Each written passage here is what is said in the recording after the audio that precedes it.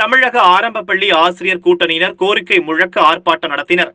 புதுக்கோட்டையில் இன்று தமிழக ஆரம்ப பள்ளி ஆசிரியர் கூட்டணியின் மாவட்ட தலைவர் செபஸ்டியன் தலைமையில் கோரிக்கை முழக்க ஆர்ப்பாட்டம் நடைபெற்றது.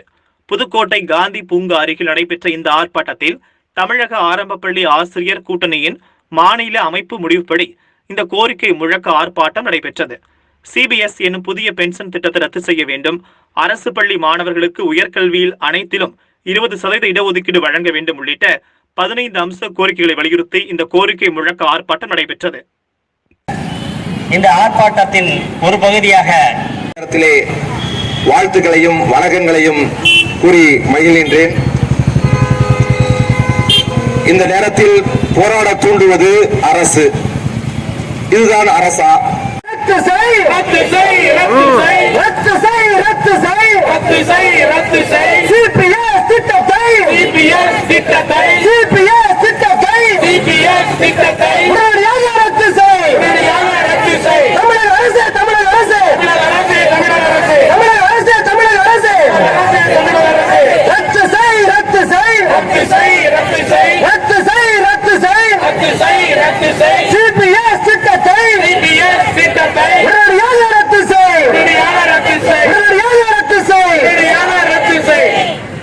புதுக்கோட்டை வட்டார தலைவர் மணிகண்டன் அவர்களை பேச அழைக்கிறேன்.